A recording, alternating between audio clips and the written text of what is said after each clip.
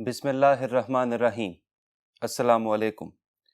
I am Professor Muaz Rasool, your physics teacher.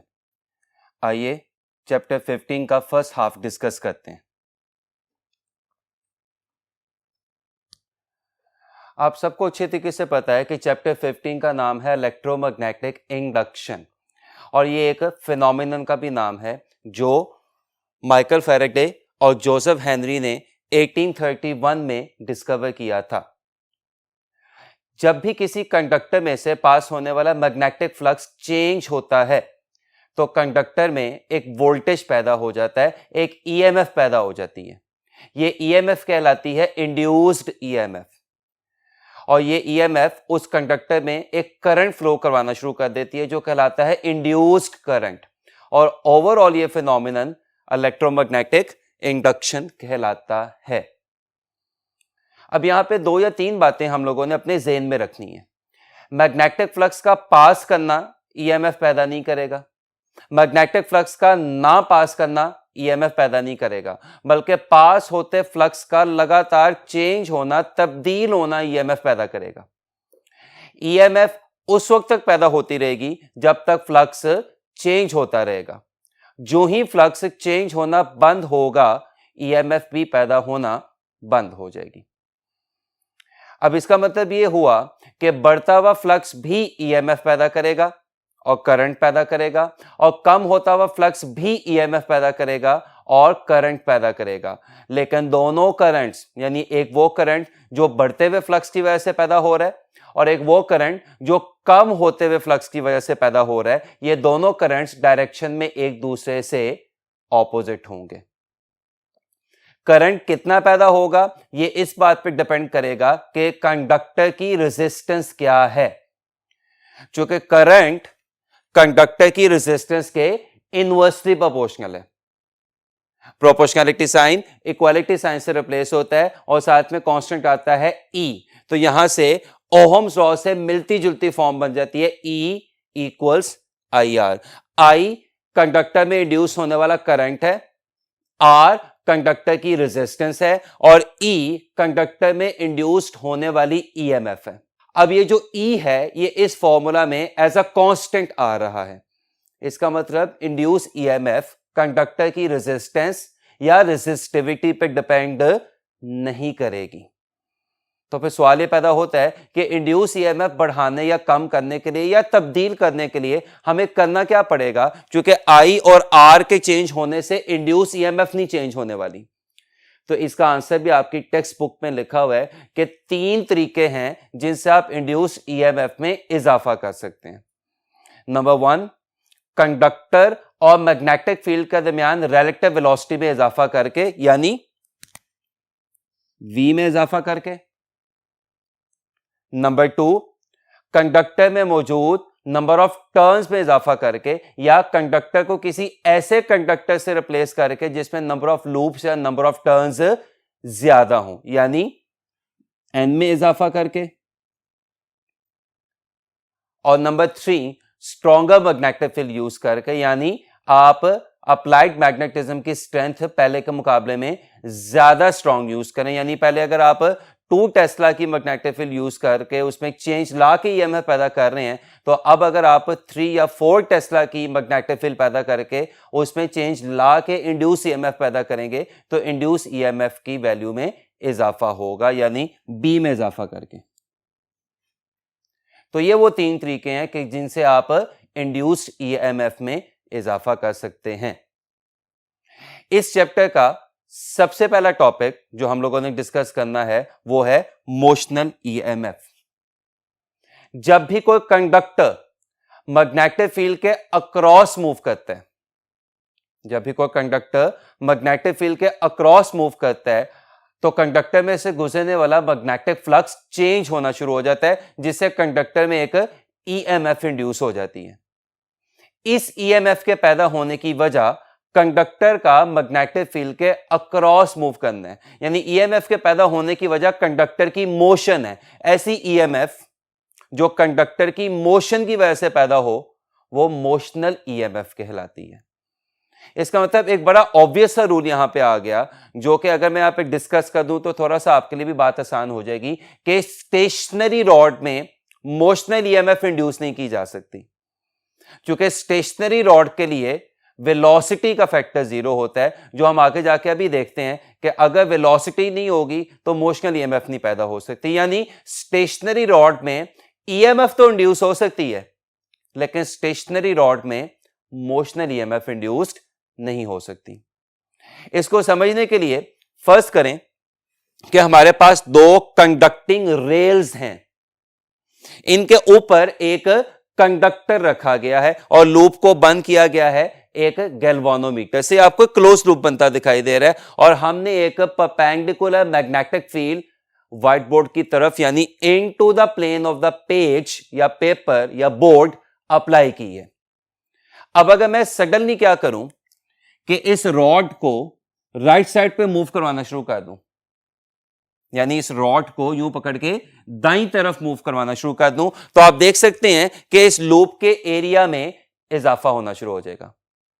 और अगर loop के एरिया में इजाफा होना शुरू हो जाएगा तो इसका मतलब लूप में से पास होने वाले मैग्नेटिक फ्लक्स में भी इजाफा होना शुरू हो जाएगा। और मैग्नेटिक फ्लक्स में जो इजाफा होना शुरू हो जाएगा वो इस रॉड के अक्रॉस एक ईएमएफ पैदा कर देगा, कि जो कि अभी मैंने बताया मोशनल ईएमएफ कहलाती है। वजह ये रॉड की मोशन की वजह से पैदा हो रही है। इस मोशनल ईएमएफ का फॉर्मूला होता है E equals minus V B L sine theta. Minus sine पे अभी कुछ देर में जाके हम डिस्कशन करेंगे और काफी तफसीली डिस्कशन करेंगे।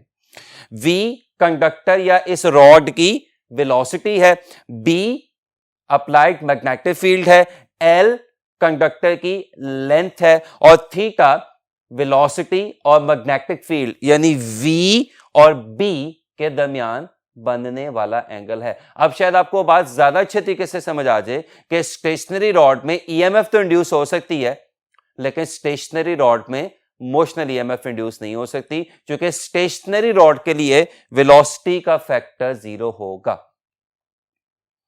सवाल ये पैदा होता है कि मोशनल ईएमएफ करंट कैसे फ्लो करवाएगी, तो इसके लिए भी थोड़ी सी फिजिक्स अगर हम डिस्कस कर लें तो ये रॉड जब आप राइट साइड पे मूव करवा रहे होंगे, दाईं तरफ मूव करवा रहे होंगे, तो ये अपने तमाम चार्जेस समेत दाईं तरफ मूव होगी। अब आपको पता है कि हम अपनी तमाम कैलकुलेशंस कन्वेंशनल करंट के लिए करते हैं, कि जो कि पॉजिटिव चार्जेस की वजह से फ्लो करता है। तो आपको समझाने के लिए लेट्स अस्यूम कि इस रॉड में ये एक पॉजिटिव चार्ज है जो रॉड समेत दाईं तरफ मूव कर रहा है, राइट साइड पे मूव कर रहा है। अब अगर आप वो right hand palm rule recall करें जो मैं यहां पे अप्लाई करने लगा हूं, तो चार्ज रॉड समेत किधर जाता दिखाई दे रहा है, दाईं तरफ। तो ये वेलोसिटी आ गई और मैग्नेटिक फील्ड आपको किधर अप्लाई होती दिखाई दे रही है, व्हाइट बोर्ड की तरफ, यानी into the plane of the paper या into the plane of the page.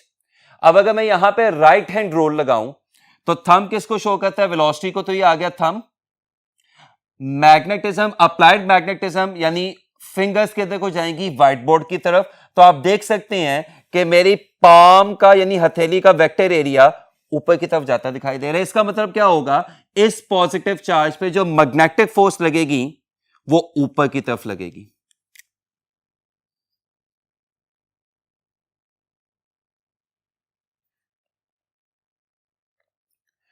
अब क्या होगा कि ये जो मैग्नेटिक फोर्स होगी ये तमाम पॉजिटिव चार्जेस को इस किनारे पे इकट्ठा करना शुरू कर देगी। तो ये किनारा हाई पोटेंशियल पे आना शुरू हो जाएगा, यानी यहां पे पॉजिटिव चार्जेस की एफिशिएंसी आनी शुरू हो जाएगी। तो ये किनारा हाई पोटेंशियल पे आना शुरू हो जाएगा और यहां पे पॉजिटिव चार्जेस की डेफिशिएंसी की वजह से ये किनारा लो पोटेंशियल पे आना शुरू हो जाएगा।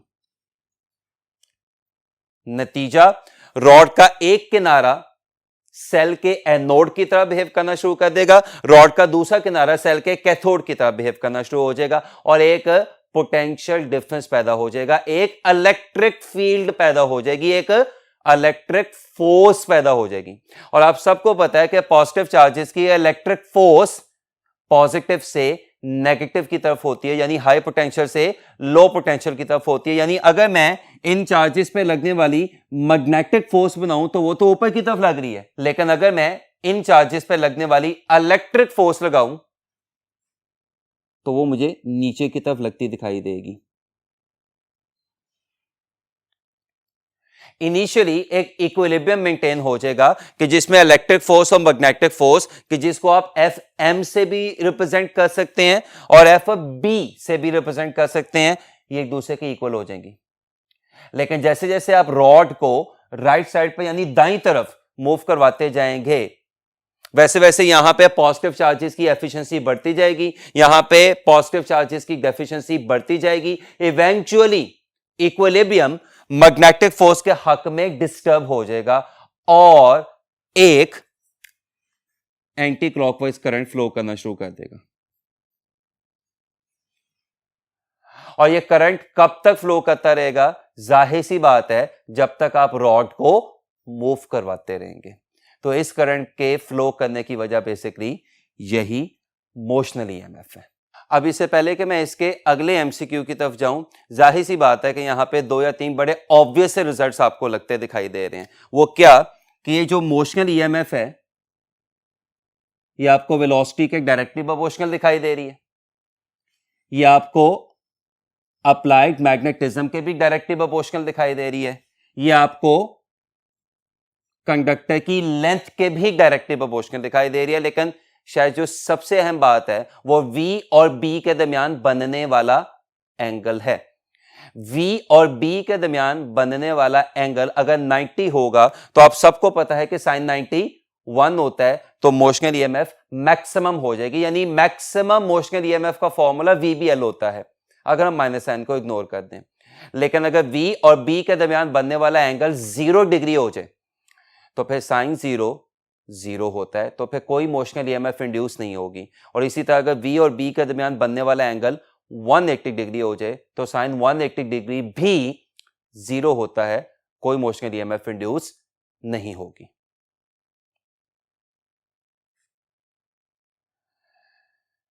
मोशनल ईएमएफ के कॉन्सेप्ट को थोड़ा सा अच्छे तरीके से देखने के लिए एक एमसीक्यू मैंने यहां पे लिखा हुआ है, उसको डिस्कस करते हैं। A metal rod of length 25 centimeter is moving at a speed of 0.5 meter per second in the direction perpendicular to 0.25 Tesla field. The EMF induced is.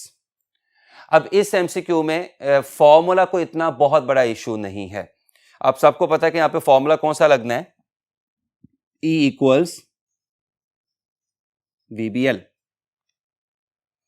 अब 2 बातें यहां पे आती हैं कि माइनस साइन क्यों नहीं लिखा, तो इसका मतलब आप अगर देखें तो तमाम ऑप्शंस में आपको माइनस साइन दिखाई नहीं दे रहा, यानी वो ज्यादा इंटरेस्ट किस में शो कर रहा है? मोशनल ईएमएफ के मैग्नीट्यूड में। दूसरी बात जो बच्चा यहां पे करता है कि सर साइन थीटा आपने यहां पे क्यों नहीं लिखा, तो परपेंडिकुलर का वर्ड यहां पे आ गया, वहां पे एंगल क्या बनेगा? 90 डिग्री, और साइन 90 क्या होता है? 1 होता है। तो इसका मतलब फॉर्मूला रिड्यूस होके VBL भी लिखा जा सकता है। अब आपके पास इस एमसीक्यू में वेलोसिटी आपको कितनी दिखाई दे रही है? 0.5 मीटर पर सेकंड, यानी आप इस V की जगह क्या लिख सकते हैं? 5/10। अप्लाइड मैग्नेटिज्म आपको क्या दिखाई दे रहा है? 0.25 टेस्ला, यानी आप इस B की जगह क्या लिख सकते हैं? 25/100। और रॉड की लेंथ आपको इस एमसीक्यू में कितनी दिखाई दे रही है? 25 सेंटीमीटर, यानी आप इसकी जगह क्या लिख सकते हैं? अगेन 25/100। याद रखिएगा डेसिमल में काम करना हमेशा थोड़ा सा मुश्किल होता है, तो डेसिमल को रिमूव करके अगर आप टेंस में काम करेंगे तो कैलकुलेशन कहीं ज्यादा आसान हो जाएगी। मसलन जरा ध्यान से यहां पे देखें तो 5/10 इज 1/2, 25/100 इज 1/4, तो 2 दफा 1/4 आ जाएगा, एंड दैट इज 1/32। अब 1/32 को सॉल्व करना थोड़ा सा मुश्किल होगा, तो मैं अप्रोक्सीमेट कैलकुलेशन करने की कोशिश करता हूं कि 1/32 can be written as almost 1/30। Now अगर ये 1/3 होता तो आंसर क्या आता है? 0.3। ये 1/30 है, तो आंसर क्या आएगा 0.03, which of course can be written as 3 into 10 raised to power minus 2 volt. और अगर आप थोड़ा सा ध्यान से देखें तो ये रफ आंसर हमें एमसीक्यू में एग्जैक्ट आंसर का पता बता रहा है कि आपके इस पर्टिकुलर एमसीक्यू का आंसर होगा अल्फा। याद रखिएगा, बाज दफा चूंकि वहां पे आपको अक्सर जगहों पे कैलकुलेटर अलाउ नहीं होगा, तो आपको रफ कैलकुलेशन से एग्जैक्ट आंसर तलाश करने की कोशिश करनी है, क्योंकि एग्जैक्ट आंसर चारों ऑप्शंस में कहीं ना कहीं आपको लाई करता लाजमन दिखाई दे रहा होगा। हमारा जो नेक्स्ट कॉन्सेप्ट है जो हम लोगों ने आपके साथ शेयर करना है वो है फैराडेस लॉ। फैराडेस लॉ के मुताबिक induced EMF negative rate of change of magnetic flux के डायरेक्टली प्रोपोर्शनल होती है। क्या मतलब है इस बात का, चलिए इसको थोड़ा सा एक्सप्लेन करने की कोशिश करते हैं। इसका मतलब यह है कि ईएमएफ पैदा होगी या नहीं होगी, ये किस पे डिपेंड करेगा, चेंज ऑफ मैग्नेटिक फ्लक्स पे। और कितनी ज्यादा ईएमएफ पैदा होगी, यानी ईएमएफ की वैल्यू या ईएमएफ की स्ट्रेंथ या ईएमएफ का मैग्नीट्यूड, ये किस बात पे डिपेंड करेगा, rate of change of magnetic flux से। ये एमसीक्यूज भी बन सकते हैं, और ये एमसीक्यू ऐसे बन सकता है कि induce EMF change in magnetic flux पे डिपेंड करती है, और इंड्यूस ईएमएफ का magnitude rate of change in magnetic flux पे डिपेंड करता है।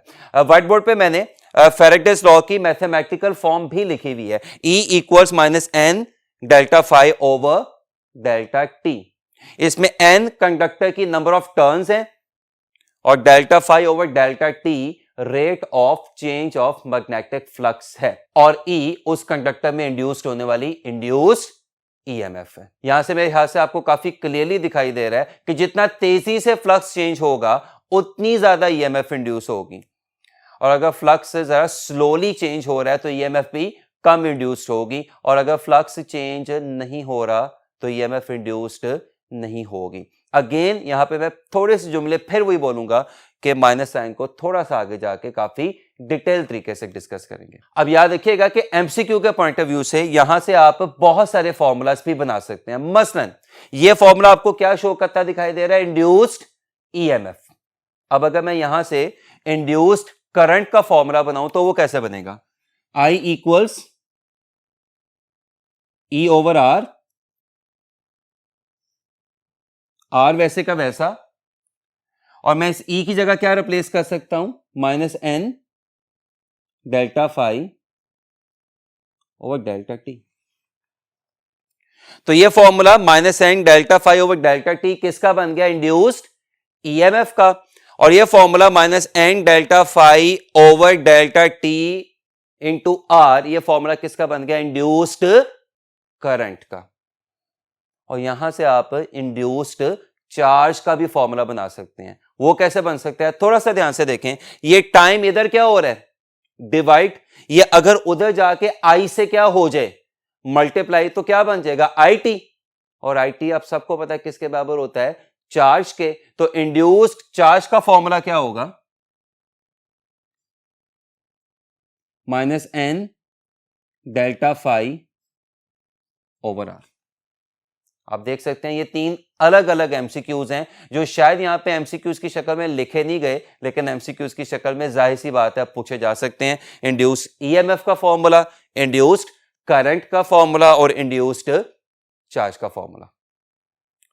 बड़ी मशहूर लाइन है जी, फैराडे लॉ किसको डील करता है, किसको रेफर करता है, इंड्यूस्ड ईएमएफ को। शायद यही वजह है कि फैराडे अपनी ही कैलकुलेशन में आने वाली माइनस साइन को फिजिकली एक्सप्लेन नहीं कर सका था। क्यों नहीं कर सका था, शायद मैं इसका आंसर दे चुका हूं कि फैराडेस लॉ किसको रेफर करता है, किसको डील करता है, इंड्यूस्ड ईएमएफ को। और आप सबको पता है ईएमएफ एक स्केलर क्वांटिटी है और स्केलर क्वांटिटी की कोई डायरेक्शन नहीं होती, इसलिए फैराडे अपनी ही कैलकुलेशन में आने वाले माइनस साइन को एक्सप्लेन नहीं कर सका। इस माइनस साइन को किसने एक्सप्लेन किया, एक रशियन साइंटिस्ट हेनरिक लेंस ने। उसकी कामयाबी की वजह वो इंड्यूस्ड करंट को डील करता है, यानी लेंसेस लॉ, जो कि लेंस के ही नाम के पीछे रखा गया है, गवर्न्स और रेफर्स और डील्स विद इंड्यूस्ड करंट। अब यहां पे कॉमन क्वेश्चन सामने आता है कि करंट भी तो स्केलर क्वांटिटी है, जस्ट लाइक इंड्यूस्ड ईएमएफ। जी बिल्कुल, करंट भी एक स्केलर क्वांटिटी है जस्ट लाइक इंड्यूस्ड ईएमएफ, लेकिन याद रखिएगा करंट की एक पर्टिकुलर डायरेक्शन होती है। इनफैक्ट डायरेक्शन के हिसाब से अगर आपको याद हो तो चैप्टर नंबर 13 में हमने पढ़ा था कि दो तरह के करंट होते हैं, रियल यानी इलेक्ट्रॉनिक करंट जो लो से हाई पोटेंशियल की तरफ जाता है, और कन्वेंशनल करंट जो कि हाई से लो की तरफ जाता है। तो करंट स्केलर क्वांटिटी होने के बावजूद एक डायरेक्शन रखता है, और यहीं पे लेंस कामयाब हुआ था माइनस साइन को एक्सप्लेन करने में। लेंसेस लॉ क्या है जी, कि इंड्यूस्ड करंट हमेशा पैदा होने के बाद अपने ही पैदा करने वाले कॉज को, अपनी ही पैदा करने वाली वजह को अपोज करेगा। लेंसेस लॉ को एक्सप्लेन करने के लिए कि इंड्यूस करंट हमेशा अपने पैदा करने वाले कॉज को क्या करता है, अपोज करता है। एक एग्जांपल देखें, पहले मैं इस एग्जांपल को थोड़ा सा फिजिकली भी आपके साथ डिस्कस कर देता हूं, उसके बाद यहां पे व्हाइट बोर्ड पे भी थोड़ा सा ड्रॉ कर देंगे। कि फर्स्ट करें, ये आपके पास एक मेटालिक रिंग है और ये आपके पास मार्कर एक बार मैग्नेट है। अगर ये मार्कर बार मैग्नेट है तो फर्स्ट करें कि ये इसका कैप वाला हिस्सा है नॉर्थ पोल, और ये वाला हिस्सा है यानी टेल है साउथ पोल। यानी सिचुएशन कुछ इस तरह से है कि ये मेटल रिंग और ये बार मैग्नेट। अब अगर आप इस बार मैग्नेट को इस मेटल रिंग के करीब लेके आते हैं, मैं फिर बोल रहा हूं, अब अगर आप इस बार मैग्नेट को इस रिंग के करीब लेके आते हैं तो रिंग में से गुजरने वाले मैग्नेटिक फ्लक्स में क्या होगा, इजाफा होगा। रिंग में क्या इंड्यूस हो जाएगी, एक ईएमएफ। फैराडे लॉ का काम खत्म हो गया। In comes lenses law. Induce EMF क्या पैदा करेगी, इंड्यूस करंट, और वो इंड्यूस करंट अपने पैदा करने वाले कॉज को कैसे अपोज करेगा कि अगर आप रिंग के करीब नॉर्थ पोल लेके आ रहे हैं तो रिंग का सामने वाला हिस्सा भी नॉर्थ पोल बन जाएगा। इससे होगा क्या कि जो रिंग का सामने वाला हिस्सा नॉर्थ पोल बन गया है, ये अपनी तरफ आते हुए मैग्नेट के नॉर्थ पोल को रिपेल करना शुरू कर देगा। यानी आप मैग्नेट को करीब लेके आ रहे हैं और रिंग उस करीब आते मैग्नेट को रिपेल करेगा। सवाल पैदा होता है कैसे, तो उसका आंसर बड़ा सिंपल है कि ये जो रिंग है इसमें एक एंटी क्लॉकवाइज करंट फ्लो करना शुरू कर देगा। अब अगर मैं इसको थोड़ा सा दोबारा समराइज करूं तो एक्सपेरिमेंट बड़ा सिंपल सा है। एक्सपेरिमेंट ये है कि आप बार मैग्नेट को इस रिंग के करीब लेके आ रहे हैं, रिंग में से गुजरने वाले फ्लक्स में क्या होगा, इजाफा होगा। रिंग में एक एंटी क्लॉकवाइज करंट पैदा हो जाएगा जिसकी वजह से रिंग का सामने वाला हिस्सा क्या बन जाएगा, नॉर्थ पोल, जो अपनी तरफ आते हुए मैग्नेट के नॉर्थ पोल को रिपेल करना शुरू कर देगा। व्हाट इफ के इसी एक्सपेरिमेंट में अगर मैं करीब आते नॉर्थ पोल को अवे लेके जाना शुरू करूं तो तमाम रिजल्ट्स रिवर्स हो जाएंगे। जब आप इस मैग्नेट के नॉर्थ को, इसी मैग्नेट के नॉर्थ को इस रिंग से दूर लेके जाना शुरू करेंगे, रिमेंबर पहले आप करीब लेके आ रहे थे, अब आप दूर लेके जाना शुरू करेंगे तो रिंग में से गुजरने वाले फ्लक्स में कमी होगी। रिंग में फिर क्या इंड्यूस होगी, एक ईएमएफ। रिंग में फिर क्या इंड्यूस्ड होगा, एक करंट, लेकिन अब करंट क्लॉकवाइज फ्लो करेगा।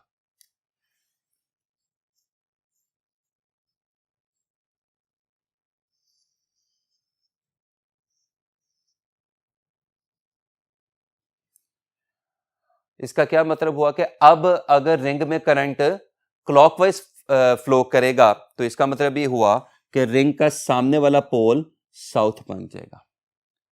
यानी रिंग का जो सामने वाला पोल पहले क्या बन रहा था, नॉर्थ बन रहा था, मैग्नेट के करीब आने पे अब वही वाला पोल, वही वाला हिस्सा, वही वाला फेस मैग्नेट के दूर जाने से साउथ पोल बन जाएगा, और अब ये रिंग दूर जाते मैग्नेट को अट्रैक्ट करेगा। आपने देखा ऑपोजिशन हर लिहाज से, करीब आते मैग्नेट को क्या कर रहा है, रिपेल कर रहा है, दूर जाते मैग्नेट को क्या कर रहा है, अट्रैक्ट कर रहा है जी। और ये तो एक बड़ा मशहूर सा रिजल्ट है जो कि इस आर्टिकल के लास्ट पे आपकी बुक पे लिखा भी हुआ है कि Lenz's law is basically the law of conservation of energy, यानी लेंज़िस लॉ का सही होना basically law of conservation of energy का सही होना है। और अगर आप किसी तरह इन सारी बातों पे यकीन नहीं रखते और कहते हैं कि लेंज़िस लॉ गलत है, तो फिर law of conservation of energy भी हमें गलत करना पड़ेगा, जो पॉसिबल नहीं है। सो लेंज़िस लॉ हर लिहाज से माइनस साइन को फिजिकली एक्सप्लेन करने में कामयाब होते हैं।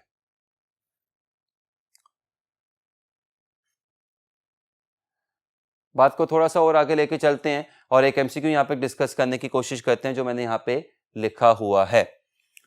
At what angle when a rod is moved in a uniform magnetic field, B of course, such that induced EMF becomes half of its maximum. अभी हम लोगों ने देखा था कि मोशनल ईएमएफ का फॉर्मूला क्या होता है, E equals V B L sine theta. अब अगर थीटा यहां पे 90 डिग्री हो जाए तो साइन 90 मैक्सिमम होके क्या हो जाएगा 1। इसका मतलब अगर साइन थीटा 1 हो जाए तो मैक्सिमम ईएमएफ का फॉर्मूला क्या आएगा, वीबीएल। यानी मैं इस फॉर्मूला को यूं भी लिख सकता हूं, E equals E max sine theta. अब हम उसके सवाल की तरफ बड़ी आसानी से आ सकते हैं। उसका सवाल क्या है कि वो एंगल बताएं कि जिस एंगल पे ईएमएफ मैक्सिमम ईएमएफ का हाफ हो जाए। यानी अगर मैं आपको समझाने के लिए एक दफा फिर लिखूं तो वो एंगल बताएं जिस एंगल पे ईएमएफ मैक्सिमम ईएमएफ का यानी ई मैक्स का हाफ हो जाए। अब आप देख सकते हैं कि ई मैक्स और ई मैक्स आपस में क्या हो जाएगा, कैंसिल हो जाएगा। और जब ई मैक्स और ई मैक्स आपस में कैंसिल होगा तो साइन थीटा किसके बराबर आ जाएगा, 1/2। और जब साइन थीटा 1/2 के बराबर आएगा तो ये उसी वक्त होता है जब एंगल 30 डिग्री बन रहा हो। तो आपके इस एमसीक्यू का आंसर होगा अल्फा। नेक्स्ट एमसीक्यू देखिएगा जो मैं, अगर आपको याद हो तो अभी आपके साथ डिस्कस कर चुका हूं। The cause of induced EMF is, induce EMF पैदा होने की वजह।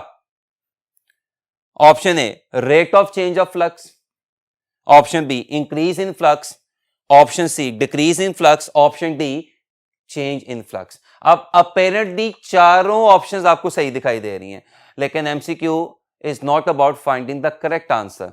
MCQ is about finding the best possible answer among the given options. इसमें कोई शक नहीं है कि ये भी ईएमएफ पैदा होने की वजह है, ये भी ईएमएफ पैदा होने की वजह है, ये भी ईएमएफ पैदा होने की वजह और ये भी। लेकिन अगर आपको अभी कुछ देर पहले की डिस्कशन याद हो तो मैंने आपको क्या बताया था कि rate of change of flux आपको क्या बताएगा कि कितनी ईएमएफ पैदा हो रही है। जबकि सवाल ये नहीं है कि कितनी ईएमएफ पैदा हो रही है, सवाल ईएमएफ का पैदा होना या ना होना है। तो ईएमएफ के पैदा होने या ना होने की वजह basically change in magnetic flux है, जिसमें इंक्रीज और डिक्रीज दोनों आ जाते हैं। तो आपके इस एमसीक्यू का आंसर क्या होगा, delta, change in flux. A bar magnet is allowed to fall down into a coil having a cut. What is true? A. EMF will be induced only. B. Both EMF and current will be induced. C. Neither EMF nor current will be induced. D. None of these. Figure यहां पे बनी हुई है, आपको explain करने के लिए थोड़ा सा फिजिकली भी मैं आपको दिखा देता हूं।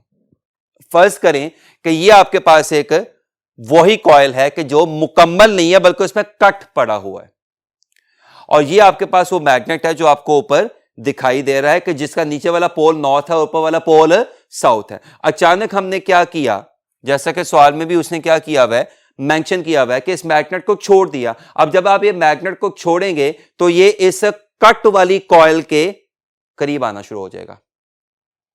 कॉइल में से गुजरने वाले मैग्नेटिक फ्लक्स में क्या होगा, इजाफा। कॉइल में क्या इंड्यूस होगी, ईएमएफ, और बस। अब बच्चा यहां पे सवाल ये कहता है कि बस क्यों, इंड्यूस करंट क्यों नहीं पैदा होगा। आप देख सकते हैं कि जो कॉइल है इसमें कट पड़ा हुआ है। रिमेंबर, इंड्यूस करंट का फॉर्मूला क्या होता है? I equals E over R। अब E ऐसे का ऐसा और R मैं यहां पे मिस कर गया।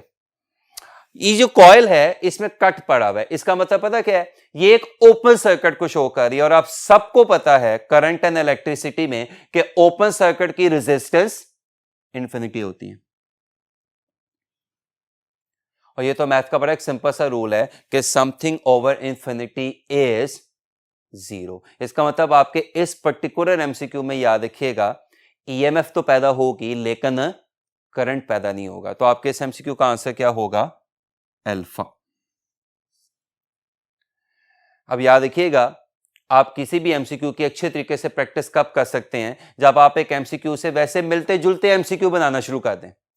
मसलन ये एमसीक्यू हो गया, क्या मतलब कि इस पर्टिकुलर केस में ईएमएफ पैदा होगी, इंड्यूस करंट पैदा नहीं होगा।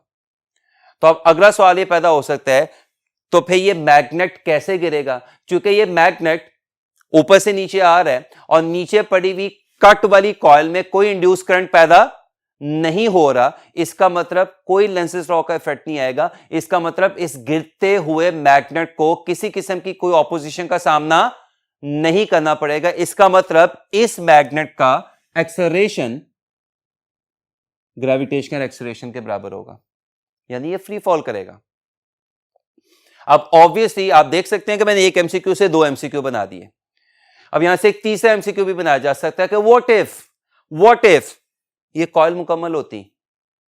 अगर ये कॉइल मुकम्मल होती तो फिर याद रखिएगा इंड्यूस ईएमएफ के साथ साथ इंड्यूस करंट भी पैदा होगा, और अब वो इंड्यूस करंट अपनी तरफ आते हुए मैग्नेट की मोशन को क्या करेगा? अपोज करेगा। और अब वो मैग्नेट ग्रेविटेशनल एक्सेलरेशन से लेस एक्सेलरेशन पे नीचे गिरेगा, यानी अब उस मैग्नेट के एक्सेलरेशन में पहले के मुकाबले में 9.8 के लिहाज से कमी हो जाएगी।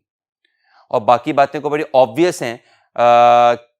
अगर ये आपके पास वही कॉइल है जिसमें आप कट नहीं पड़ा हुआ और मैग्नेट उसकी तरफ ऐसे गिर रहा है कि नॉर्थ पोल इस कॉइल के करीब जा रहा है, तो मैं हाथ से मैं अभी डिस्कस कर चुका हूं कि कॉइल का ऊपर वाला किनारा भी क्या बन जाएगा? नॉर्थ पोल बन जाएगा। तो अगर कॉइल का ऊपर वाला किनारा नॉर्थ पोल बन जाएगा तो ऊपर से देखने से आपको करंट कैसे दिखाई देगा? एंटी क्लॉकवाइज दिखाई देगा। आप देख सकते हैं कि मैंने एक एमसीक्यू से 5-6 डिफरेंट एमसीक्यूज बना दिए।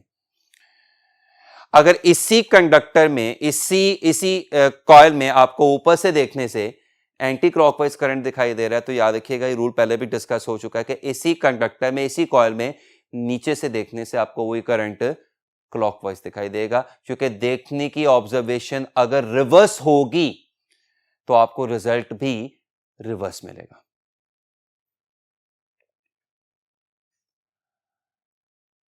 नेक्स्ट बात हम लोगों ने करनी है वो है म्यूचुअल इंडक्शन। फर्स्ट करें, हमारे पास दो कॉइल्स हैं, इनमें से एक कॉइल के साथ सोर्स ऑफ करंट लगा हुआ है। मैं यहां पे थोड़ा सा आपको ड्रॉ भी करके दिखा देता हूं कि फर्स्ट करें, ये आपके पास दो कॉइल्स हैं,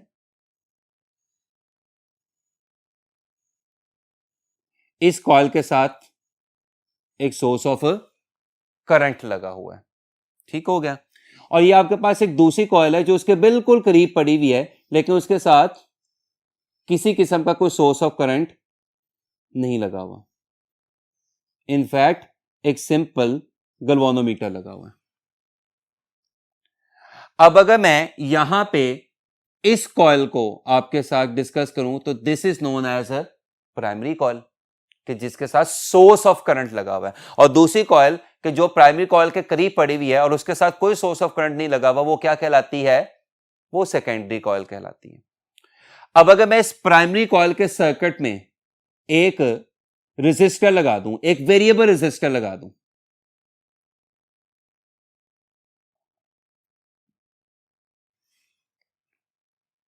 और यहां पे एक स्विच भी लगा दूं, तो जब तक स्विच ओपन होगा प्राइमरी में से कोई करंट पास नहीं करेगा।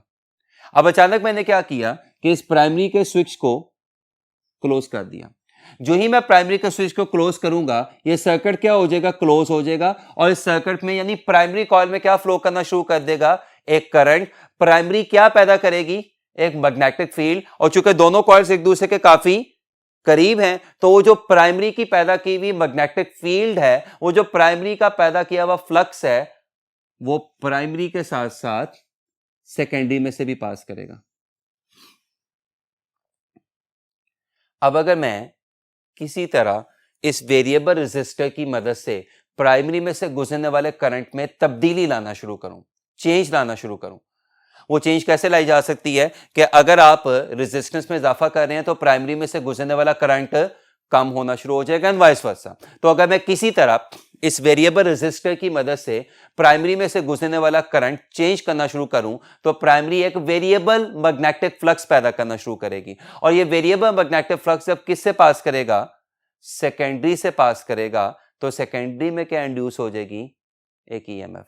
अब रिमेंबर, इस ईएमएफ के पैदा होने की वजह प्राइमरी में से गुजरने वाला करंट तब्दील होना है।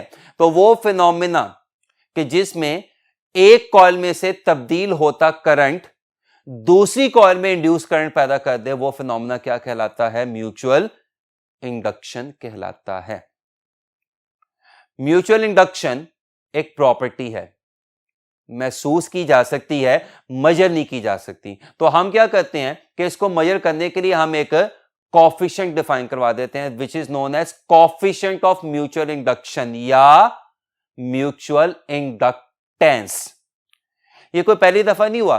फर्स्ट ईयर में अगर आपको याद हो तो विस्कोसिटी मेजर नहीं होती थी, तो आप विस्कोसिटी को मेजर करने के लिए उसके लिए क्या डिफाइन करवा देते थे, कोएफिशिएंट ऑफ विस्कोसिटी ईटा। इसी तरह यहां पे भी म्यूचुअल इंडक्शन मेजर नहीं होती, तो म्यूचुअल इंडक्शन को मेजर करने के लिए हम एक कोएफिशिएंट डिफाइन करवा देते हैं m, which is known as mutual inductance.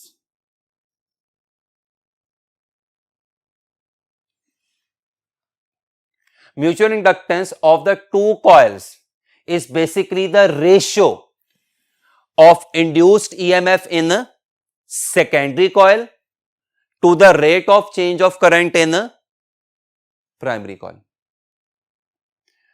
दो कॉइल्स की म्यूचुअल इंडक्टेंस कुल मिला के चार बातों पर डिपेंड करती है। नंबर वन, वो दोनों कॉइल्स एक दूसरे के करीब कितनी है, उनकी क्लोजनेस। नंबर टू, दोनों कॉइल्स में number of turns. Number three, दोनों कॉइल्स के क्रॉस सेक्शनल एरियाज। और नंबर फोर, दोनों कॉइल्स किस किस्म के सिलेंडर के गिर्द वाइंड अप हुई हुई है, यानी nature of the core. Mutual inductance का अगर मैं यूनिट यहां से निकालने की कोशिश करूं तो ईएमएफ का यूनिट क्या होता है, वोल्ट। करंट का क्या होता है, एम्पियर। और टाइम का क्या होता है, सेकंड। इसका मतलब म्यूचुअल इंडक्टेंस का यूनिट आएगा वोल्ट सेकंड पर एम्पियर, जो कि हेनरी के भी बराबर होता है। यहां से अगर आप थोड़ा सा गौर से देखें तो आप देखें फिर एक एमसीक्यू बन रहा है जो शायद हमें सही तरह से दिखाई नहीं दे रहा। जरा गौर से देखें तो नजर आएगा कि ये जो वोल्ट पर एम्पियर है ये ओहम के बराबर होता है। इसका मतलब ये हुआ कि मैं वोल्ट पर एम्पियर सेकंड को, यानी वोल्ट सेकंड पर एम्पियर को ओहम सेकंड भी लिख सकता हूं। अब अगर मैं इसी आर्टिकल में ये सेकेंडरी कॉइल रिमूव कर दूं और सिर्फ किस पे फोकस करूं, इस प्राइमरी कॉइल पे फोकस करूं, तो याद रखिएगा जब आपने प्राइमरी कॉइल के साथ अटैच वेरिएबल रेजिस्टेंस तब्दील की थी तो प्राइमरी में से गुजरने वाला करंट भी तब्दील हुआ था और प्राइमरी में से गुजरने वाला फ्लक्स भी तब्दील होगा। इसका क्या मतलब है कि ईएमएफ सिर्फ सेकेंडरी में ही नहीं पैदा होगी बल्कि ईएमएफ प्राइमरी में भी पैदा होगी। तो वो फिनोमिनन कि जिसमें जिस कॉइल में करंट चेंज हो रहा होता है ईएमएफ भी उसी कॉइल में पैदा हो रही होती है, वो फिनोमिनन सेल्फ इंडक्शन कहलाता है। यानी कि पिछले वाले आर्टिकल में सेकेंडरी कॉइल में म्यूचुअल ईएमएफ इंड्यूस हो रही थी, तो प्राइमरी कॉइल में सेल्फ ईएमएफ इंड्यूस हो रही है। बिल्कुल म्यूचुअल इंडक्शन की तरह सेल्फ इंडक्शन भी प्रॉपर्टी है, महसूस होती है, मेजर नहीं होती। तो इसको मेजर करने के लिए हम एक क्वांटिटी डिफाइन करते हैं which is known as coefficient of self induction या capital L, which is also known as self inductance.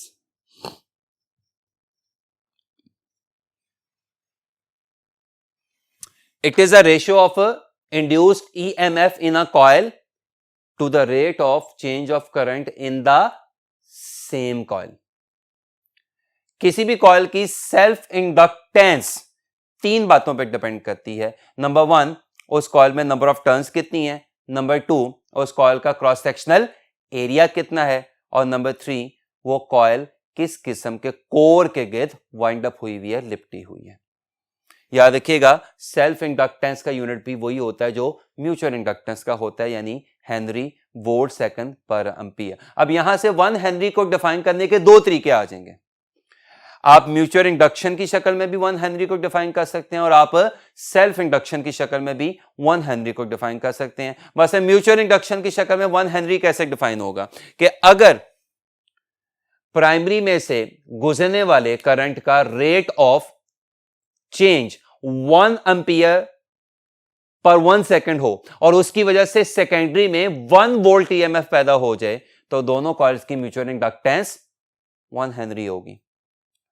अब 1 हेनरी को सेल्फ इंडक्शन की शक्ल में भी डिफाइन कर सकते हैं. कैसे कि अगर कॉइल में से गुजरने वाला rate of change of current 1 ampere per 1 second हो और उसकी वजह से कॉइल में 1 वोल्ट ईएमएफ पैदा हो जाए, तो ऐसी कॉइल की इंडक्टेंस 1 हेनरी होगी. अपने लास्ट आर्टिकल की तरफ चलते हैं, जो कि है energy stored in inductor. Inductor कौन होगा? जिसमें इंडक्टेंस की जा सकती है. टेक्निकली स्पीकिंग ये दोनों आपको यहां पे इंडक्टर ही दिखाई दे रहे हैं, जस्ट लाइक सोलेनोइड.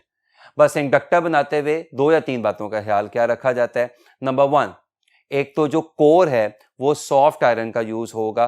चूंकि लास्ट लेक्चर में भी अगर आपको याद हो तो आपको बताया था कि आयरन की रिलेटिव परमेबिलिटी 1 से कहीं ज्यादा होती है, इससे आयरन मैग्नेटिक फील्ड को स्ट्रांग बनाने के लिए यूज होता है. लेकिन ये जो कोर होगा ये लेमिनेटेड होगा. इस कोर के ऊपर कंडक्टिंग वायर बिल्कुल उसी तरह वाइंड अप हुई होगी जिस तरह सोलेनोइड में होती है. बस 2 या 3 बातें जो हमने यहां पे याद रखनी है. क्या? एक तो कॉइल की थिकनेस थोड़ी सी ज्यादा होगी. दूसरा, कॉइल में नंबर ऑफ टर्न्स ज्यादा होंगी और कॉइल काफी टाइटली अपने लेमिनेटेड आयरन कोर वाले सिलेंडर पे वाइंड अप हुई होगी. चैप्टर 12 के लास्ट में अगर आपको याद होगा तो कैपेसिटर में एनर्जी स्टोर होती है in the form of electric field.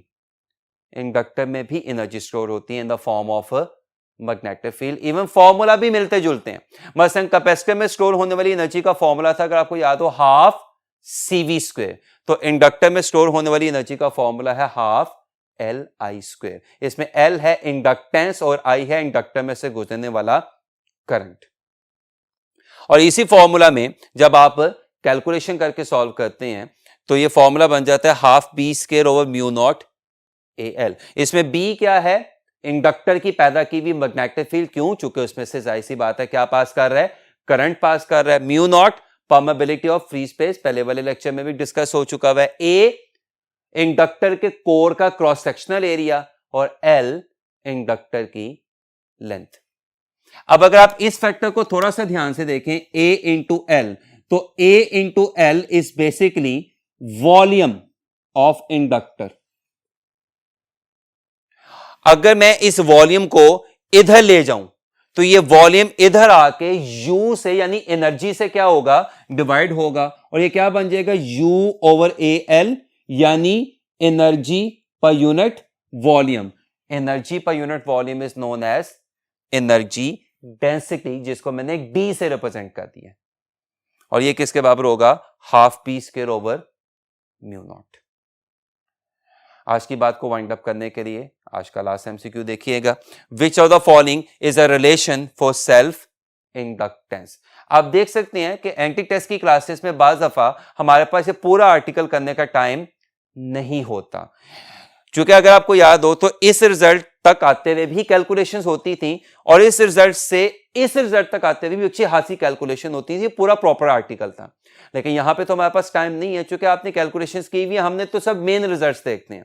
तो इस कमी को पूरा करने के लिए मैंने यहां पे एक एमसीक्यू डिस्कस कर दिया जिसमें ज्यादातर वही फॉर्मूला यूज हो रहे हैं जो उन कैलकुलेशंस में आया करते थे, यानी L is equal to mu naught n square a l. अब इस फॉर्मूला से इस फॉर्मूला में आने का तरीका बड़ा ही सिंपल है। आप सबको पता है कि स्मॉल एन किसके बराबर होता है, एन ओवर एल के, या एन ओवर स्मॉल एल के। मैंने स्मॉल एल इसलिए कर दिया ताकि लेंथ और इंडक्टेंस में फर्क हो। और अगर आपको याद हो तो ये दोनों फॉर्मूला बेसिकली इसी से स्टार्ट हो रहे थे। अगर आपको याद हो तो इस फाई की जगह क्या रिप्लेस किया जा सकता है, बी ए। अगर मैं थोड़ी सी आपको कैलकुलेशन करके दिखा दूं तो l is equal to i n, इस फाई की जगह क्या रिप्लेस किया जा सकता है, बी ए। आप देख सकते हैं मैं कुछ मिस कर गया हूं। मैं क्या मिस कर गया हूं, बी। बी की जगह क्या रिप्लेस किया जा सकता है, म्यू नॉट एन आई। ये आई और आई क्या हो जाएगा, कैंसिल हो जाएगा। यहां से क्या बन जाएगा, n mu naught n a. और अगर आप इस एन की जगह ये एन एल रिप्लेस कर दें तो अल्फा ऑप्शन बन जाएगी। और अगर आप इस एन की जगह एन ओवर एल रिप्लेस कर दें तो बीटा ऑप्शन बन जाएगी। लिहाजा आपके इस आखिरी एमसीक्यू का आंसर क्या होगा, delta all of this. Hopefully आपको आज का लेक्चर अच्छे तरीके से समझ आया होगा। अपना बहुत ज्यादा ख्याल रखिएगा। अल्लाह हाफिज।